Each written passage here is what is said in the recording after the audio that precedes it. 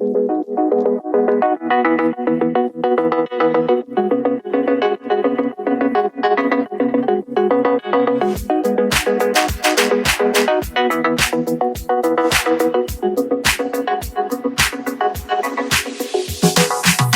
के छ साथीहरु, आज चाहिँ म एउटा पीसी बिल्ड लिएर आएको छु र यो चाहिँ बजेट पनि हो, मिड रेन्ज पनि हो, तर बजेट भन्ने बित्तिकै एकदमै सस्तो पनि हैन। र यसको प्रोसेसरको कुरा गर्दाखेरि चाहिँ हामीले i5 12 जेन युज गर्न लागेको छौं भने पावर सप्लाई CB650 छ यसमा र यो चाहिँ B660M मदरबोर्ड हो र हामीले चाहिँ अब कुलिङको लागि चाहिँ जुन CPU कुलरको लागि चाहिँ यो सिल्भर फक्स 240G युज गर्न लागेको छौं। यो चाहिँ गोल्डन फिल्डको हो र केसिङको लागि चाहिँ हामीसँग 275R एयर फ्लो भन्ने छ, यो चाहिँ कर्सियरको हो र र्याम र SSD को लागि पनि हामीले XPG चुज गरेको छौं यो बिल्डको लागि। र यहाँ चाहिँ तपाईले CPU देखेन भनेर सोच्नु होला, यो चाहिँ हामीले अब यसो शिपिङ गर्दैखेरि चाहिँ मिसएप नहोस् भनेर चाहिँ अलरेडी बोर्डमा राखिसकेका छौं। सो अब चाहिँ हामी बिल्ड सुरु गरौँ। So now let's start with the motherboard हैन। यो चाहिँ B660MG भन्ने हो र यो चाहिँ माइक्रो ATX मदरबोर्ड चुज गरेको छौं हामीले। यसमा चाहिँ जम्मा दुईटा मात्र डिम स्लट छ र त्यो बाहेक भनेको अब अलरेडी अघि मैले मेन्सन गरेको थिएँ कि अब यो CPU लाई जोगाउनलाई चाहिँ हामीले बोर्डमै अलरेडी यो CPU चाहिँ इन्स्टल गरेर लिएर आएको छौं उताबाट, किनकि ट्रान्सपोर्टमा हालेको थियो। र त्यो बाहेकको भनेको अब यसमा चाहिँ हामीले सुरुमा र्याम इन्स्टल गरौँ र SSD इन्स्टल गरौँ, अनि त्योभन्दा पछाडि चाहिँ हामी फर्दर अरू स्टेप्समा लाग्ने छौँ। र अब चाहिँ हामी र्यामबाट सुरु गर्छौँ र यो चाहिँ XPG को स्पेक्ट्रिक्स D41 भन्ने र्याम हो र यो चाहिँ 3200 मेगाहर्जको र्याम हो। सो यसलाई चाहिँ अब हामी यसमा बोर्डमा चाहिँ इन्स्टल गरौँ। अब चाहिँ म यो काटे जस्तो गर्छु किनकि यो चाहिँ हाम्रो सेकेन्ड टेकको भिडियो हो है, त्यही भएर एउटा चाहिँ टेप बाँकी रहेछ है। यो चाहिँ अब सेकेन्ड टेक भएको भएर चाहिँ फेरि काटे जस्तो मात्र गर्नु पर्यो हो। यो चाहिँ स्पेक्ट्रिक्स D41 हो, यो सेकेन्ड टेक भएर अब के गर्नु गाइजहरु, अलिअलि गल्ती हुन्छ हामीबाट पनि। र यो चाहिँ 8GB र्याम रहेको छ, यसलाई चाहिँ हामी यसमा इन्स्टल गरौँ।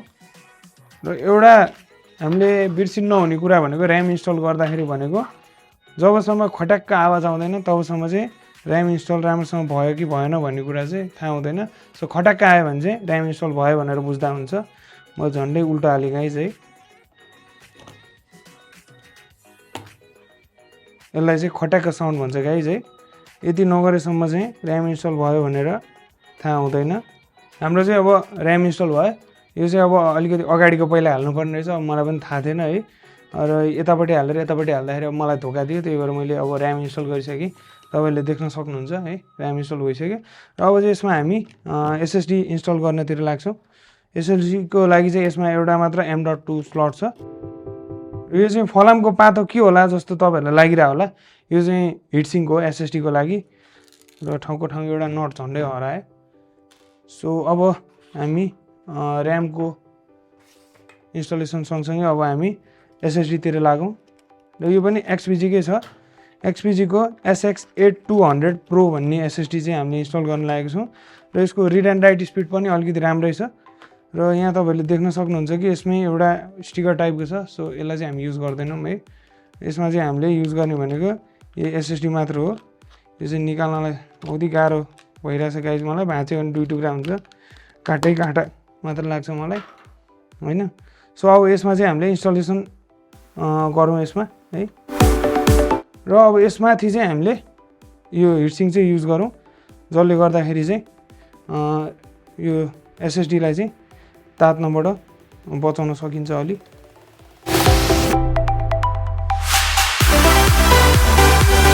र यति भइसके पछाडि चाहिँ हाम्रो SSD पनि इन्स्टल भयो, तर यो हिटसिङ्कले गर्दाखेरि चाहिँ लुकिसक्यो। अब नेक्स्ट स्टेप भनेको चाहिँ हामीले यसमा कुलरलाई फिट गर्छौँ।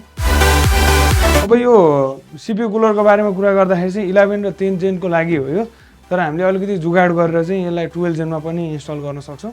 सो अब कुलर चाहिँ अब हेर्दाखेरि चाहिँ झिकिझ्याक नै छ हैन, झिलिमिली बत्ती हैन, हेर्दाखेरि पनि अब हुन्छ नि अब 8GB सस्तोमा है, सस्तो मस्तो, तर राम्रै पर्फर्मेन्स छ रे भन्ने सुनेको छु मैले। अब यो बिल्डमा युज गरौँ, अनि त्योभन्दा पछाडि त हामीलाई थाहा नै हुन्छ कि यो कस्तो खालको भनेर। सो अब यो चाहिँ सबै माउन्ट हो अब यसको लागि हैन, पछाडिको। अनि यो चाहिँ हाम्रो पम्प हो, यो चाहिँ यसको पम्प हो, र यो चाहिँ रेडिएटर हो, र यो चाहिँ 240 mm को हो भन्नाले यसमा चाहिँ दुईटा फ्यान जान्छ भन्नुको मतलब चाहिँ 240 mm, यो चाहिँ 120 को हुन्छ। सो अब चाहिँ हामी यसलाई चाहिँ हाम्रो मदरबोर्डमा चाहिँ इन्स्टल गरौँ र त्योभन्दा पछाडि हामी अब यो सबै सामानलाई चाहिँ केसिङमा फालिदिन्छौँ भनेर चाहिँ हालिदिन्छौँ। अब चाहिँ हामी यसमा फ्यान इन्स्टल गरौँ पहिला।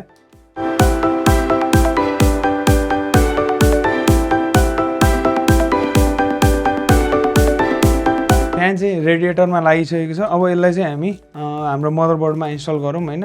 अनि यसलाई चाहिँ एडजस्ट गरेर चाहिँ हामीले यसमा युज गर्न सक्छौँ। सो अब यसलाई एडजस्ट गरेर चाहिँ यसमा इन्स्टल गरौँ।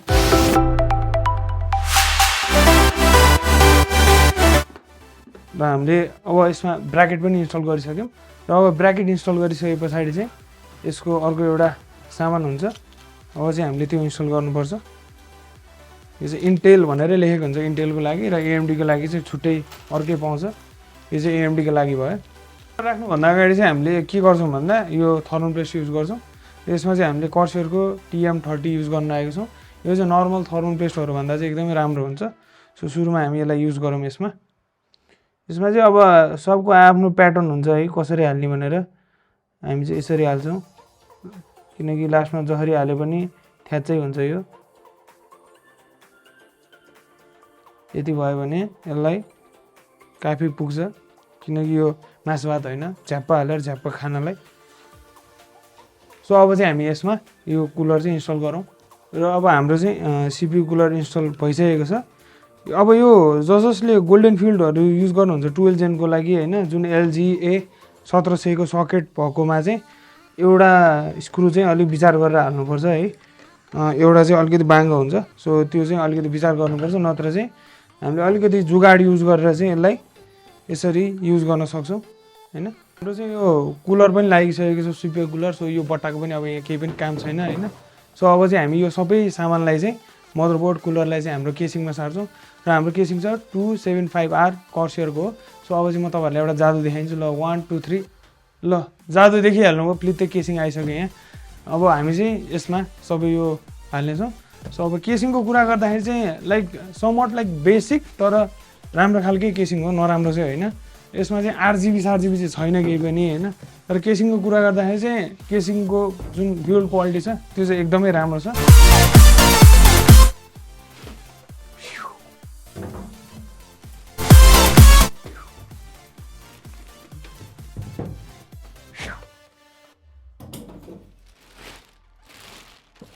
किताब so this is the guessing guys होइन। हेर्दाखेरि एकदमै मिनिमल देखिन्छ र साइज पनि त्यस्तो ठुलो छैन। तर यसको राम्रो पार्ट भनेको सबैतिर मेस छ, जसले गर्दाखेरि तपाईँहरूलाई सफाइ गर्नलाई चाहिँ एकदमै राम्रो हुन्छ। प्लस यो चाहिँ फलाम होइन गाइज, यो चाहिँ सिसा हो। फलाम भएको भए चाहिँ यस्तो हुन्थ्यो है।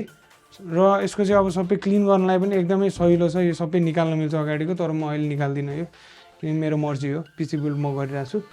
अब यसमा चाहिँ हामी यो सबै ट्रान्सफर गरौँ र यसलाई चाहिँ अब नकोरियोस् भनेर चाहिँ हामी प्लास्टिक ओछ्याएर चाहिँ अब यसलाई चाहिँ यस्ता सुताइदिउँ हामी है। सो अब क्यामेरा एङ्गल चाहिँ सुताएकोमा लिएर जाउँ। सो अब चाहिँ हामी यो आयल सिल्डबाट सुरु गरौँ। यो चाहिँ अघि मैले मदरबोर्ड खोल्दाखेरि देखाएको थिइनँ। अझ यहाँनिर खोल्दिउँ गाइज है, एस्थेटिक आउँछ है। अनि यसलाई चाहिँ हामी के गर्छौँ भन्दा जहिले पनि यो तिनवटा दुलो भएको चाहिँ मुनतिर पार्नुपर्छ है, झन्डै पाल्नुपर्छ भनेपछि गाइज मैले है। अनि यहाँनिर चाहिँ पछाडि यसलाई पनि ऱ्यामकै जस्तो घड्याक्क चाहिँ गर्नै पर्यो गाइज। घड्याक्क चाहिँ गर्नु पर्यो, फेरि उचिटेर बाहिर निस्किनु भएन है। घड्याक्क चाहिँ नगरिकन यो पनि इन्स्टल भयो भन्ने कुरा हामीलाई थाहा हुँदैन।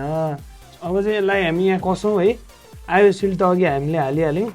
अब एउटा हेल्पिङ ह्यान्ड चाहियो गाइज मलाई, को आउँछौ?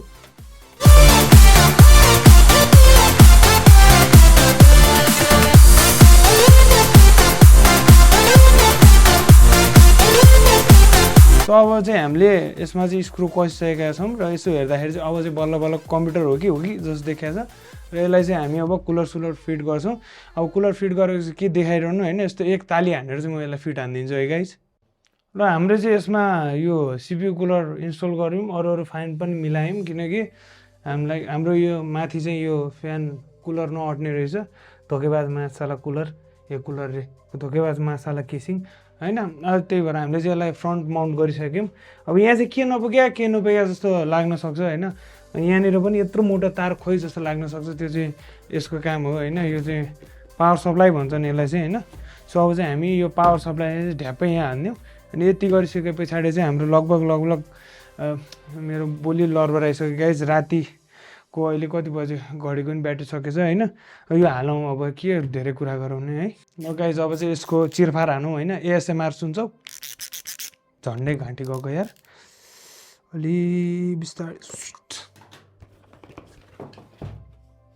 टाढा कागज कसलाई चाहिन्छ मलाई चाहिँदैन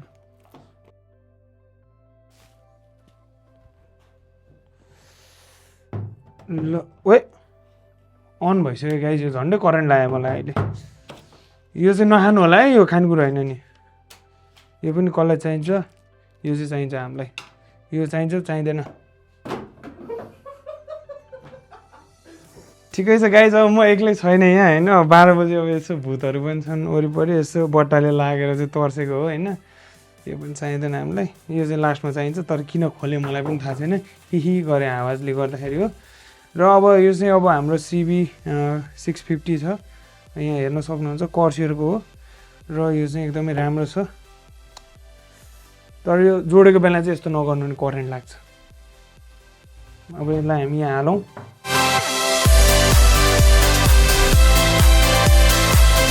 के सबै कुरा मिल्यो गाइस अब हामी यसलाई ड्याङ्की ड्याङ कसौँ है अब यो छ हामीसँग है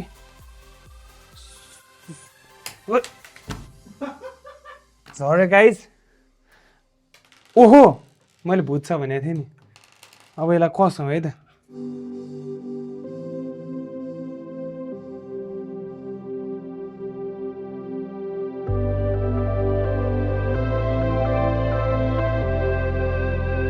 अब यहाँभरिको सबै केबल चाहिँ काम लाग्दैन होइन यहाँभरिमा हामीलाई काम लाग्ने भनेको यो चाहिँ मदरबोर्डमा जान्छ यो चाहिँ अब यसकै केबल हो है अर्को कहाँ गयो फेरि अनि यो एउटा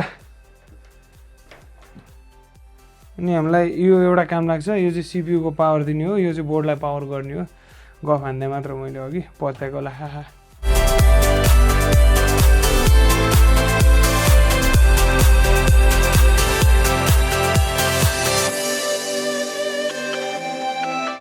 यति तार चाहिँ काम छैन भनेर फेरि यस्तो गरेर स्वाट काट्नु हुँदैन किनकि भोलि पर्सि काम लाग्छ यो है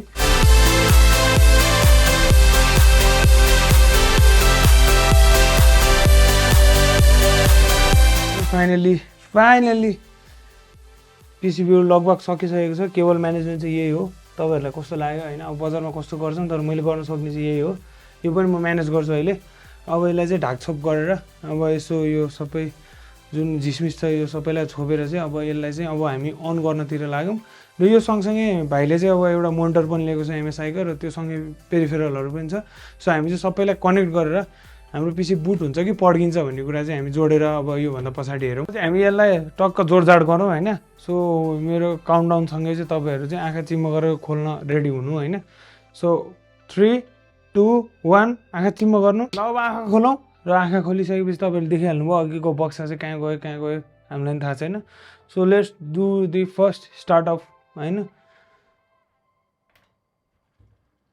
छलङलङ गऱ्यो गाइज भर्खर है यो चाहिँ हाम्रो फर्स्ट बुट हो अब चाहिँ म पनि यसो हेर्छु के भयो भनेर हाम्रो सबै राम्रोसँग चलिरहेको छ कि छैन भनेर चाहिँ अब यहाँबाट हेर्नु मिल्छ and water cooler box cooler यस भइसक्यो गाइज र तपाईँहरूले यहाँ देख्न सक्नुहुन्छ सबै कुरो चल्न थाल्यो हाम्रो मेमोरी कति जिबी हो दाइ देखाइदिनु भन्दाखेरि 16 जिबी भनेर देखाइदिइसक्नु भएको छ उहाँले चाहिँ होइन DDR4 3200 मेगाहर्ज भनेर यहाँ देखाइसक्यो र स्टोरेजको कुरा गर्दाखेरि चाहिँ ए डाटा भनेर देखाइसक्यो 512 जिबी ल अब चाहिँ हाम्रो यो कुरा चाहिँ एकदमै सक्सेस भयो जस्तो लाग्छ मलाई चाहिँ अहिलेसम्म हेर्दाखेरि अब तपाईँहरूले यहाँ देख्न सक्नुहुन्छ 12 जेन इन्टेल कोर i5 12600 भनेर यो कागजले छेक्यो अब यो ननिकाल मैले अब XMP प्रोफाइलहरू सबै यहाँ छ होइन सबै चलाउन मिल्छ अब यसमा चाहिँ अब यसको पर्फर्मेन्स के छ कस्तो छ भन्ने बारेमा चाहिँ हामी डिटेलमा अरू पनि भिडियो पछि लिएर आउने नै छौँ होइन गाइजहरू मेरो अनुहार आइरहेको छ कि छैन आइरहेको छ होइन ठिक छ ल अब आजको भिडियो तपाईँहरूलाई कस्तो लाग्यो होइन यो चाहिँ अब सबै सामानहरू चाहिँ तपाईँहरूले टेक डिल्स नेपालबाट लिन सक्नुहुन्छ है सो अब यस्तै पिसी बिल्डहरूको लागि चाहिँ मलाई मजाले सम्झिनु होइन निर्धक्क पाराले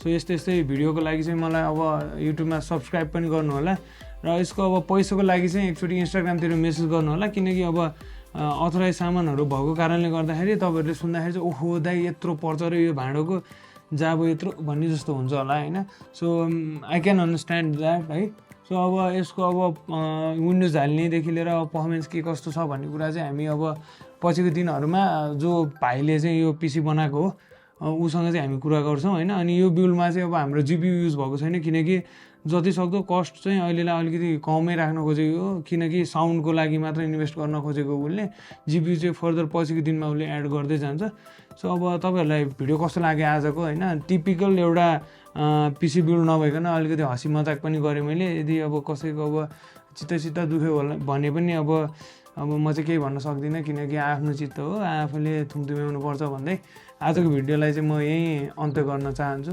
धन्यवाद